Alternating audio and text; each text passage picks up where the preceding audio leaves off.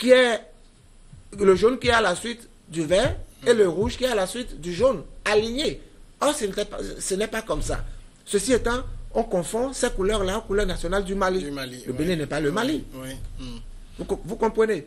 Donc, et les juges, enfin, la cour sortante est restée muette sur ça? C'est la cour, c'est un citoyen lambda qui a interpellé la cour, qui a saisi la cour. Oui, parce que je rappelle que dans la constitution du Bénin, le citoyen a le pouvoir de saisir la cour, contrairement à celle du Togo, par exemple, où ce n'est pas possible au Togo. Ce n'est pas possible. Un citoyen ne peut pas saisir la cour constitutionnelle. Au Bénin, un citoyen lambda peut saisir la cour pour lui dire, voilà, j'ai remarqué, si j'ai remarqué ça, est-ce que c'est conforme à la Constitution?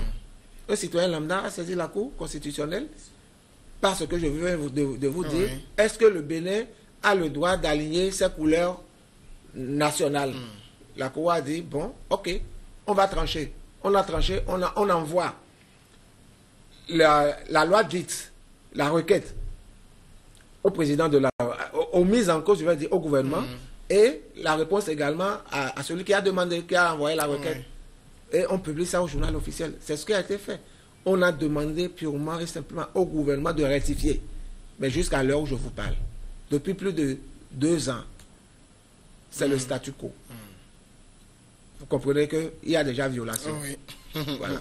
Et donc, si la cour dite de Djogbenou, comme vous venez si bien de le dire, disait une loi, prononçait quelque chose du genre qui va à l'avantage, pas de la population, pas de la nation, et qui va au profit du président de la République, je vous dis, franchement, je ne vois pas le peuple béninois en train de respecter ça. D'où l'anarchie. L'anarchie. Ce que je ne souhaite pas, bien évidemment. Alors, si on revient un peu sur la loi constitutionnelle que vous avez évoquée tout à l'heure, est-ce qu'elle est déjà passée par la case du Parlement? La loi électorale, j'allais dire. La loi électorale. C'était d'abord un projet de loi qu'un député a porté. C'est la stratégie maintenant du gouvernement. Et c'est devenu une proposition de loi. Cette proposition de loi, dans cette proposition de loi, on a trouvé ce que je vous ai cité tout à l'heure. Et je m'empresse de vous citer aussi que dans cette même loi, on dit que si quelqu'un a été frappé d'un jugement de flagrant délit, condamné avec ou sans sursis, avec ou sans sursis, vous êtes éliminé. Ça, c'est la meilleure. Si vous êtes condamné à 3 mois de sursis, ça veut dire que vous n'êtes plus éligible. Quand on n'est pas éligible, normalement, on ne doit pas être électeur. Mais les deux ici ne se suivent pas, malheureusement. Oui, cette loi a été votée par l'Assemblée il y a 5 jours, je veux dire la veille, où Djogbenou devait prendre service du côté de la Cour constitutionnelle. Il devait prêter serment du côté de la Cour constitutionnelle. Demandez-moi à quelle heure? À 2h15 le matin. 2h15. 2h15. Et par combien de députés?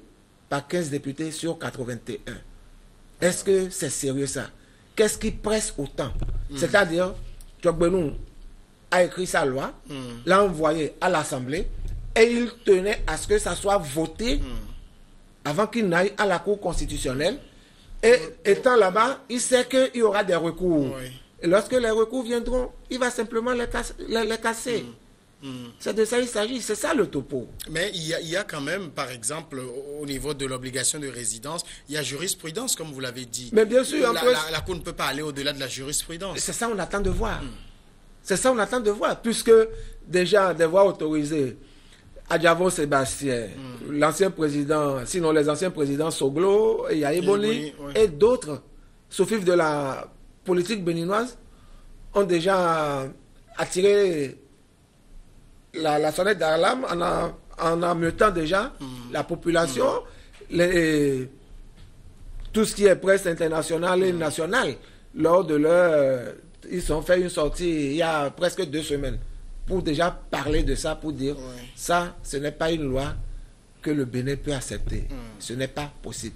Si on l'avait fait en son temps, Patrice Talon ne serait pas rentré pour déposer sa candidature et aller aux élections, les gagner.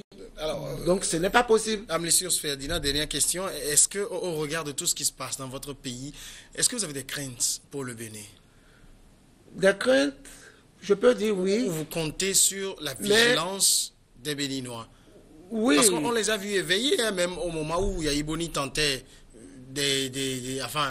Yahi Boni n'avait rien tenté. Non, je ne parle pas de ça, de la modification, mais quand il s'en prenait un peu à talon, on a vu les Béninois se lever pour battre les pavés contre l'injustice, disait-il à l'époque. Il n'y avait même pas injustice, parce que cette histoire de coup d'État et d'empoisonnement, tentative d'empoisonnement, c'était des faits vrais. Ah bon? Le juge Angelo même a dit que c'était vrai, mais il a prononcé un non-lieu, tout simplement parce que l'action n'était pas allée à son terme. Si vous voulez, je peux vous donner son livre, vous allez lire. Il dit tout ce qu'il a dit là. Ça m'intéresserait. Avant de dire non-lieu, je l'ai sur mon téléphone. Je vais vous l'envoyer. Il a sorti un livre pour dire tout ce qui avait été dit. Tous les mises en cause ont reconnu les faits. Mais du moment où ils ne sont pas passés à l'acte, c'est un non-lieu. D'accord. Tout simplement. Alors, donc, les craintes, elles sont là ou pas? Les craintes sont là. D'accord. Elles sont même légitimes pour le peuple béninois. Tout simplement parce que connaissant le monsieur Talon, dur comme on le dit là, pour faire passer ce qu'il veut là, il dit même, la loi est dure. C'est comme une pilule, c'est comme une ivaquine. Mais on doit l'avaler. C'est la loi. Donc, il veut nous faire avaler une couleuvre. D'accord. Ce qu'on ne lui permettra pas. Parce que le pays veille. Le peuple veille. Dourales, c'est de l'ex. Ça, c'est clair. D'accord. Amlicius Ferdinand, merci d'être passé répondre à nos questions. Je vous en prie, c'est moi qui vous remercie. La pause et regard croisé après.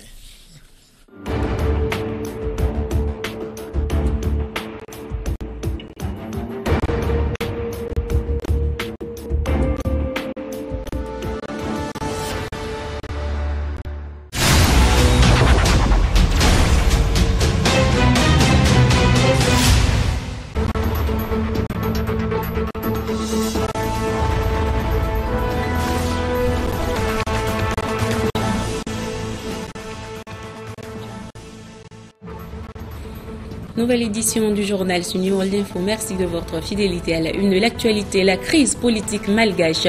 Le nouveau Premier ministre de consensus Christian Thié a finalement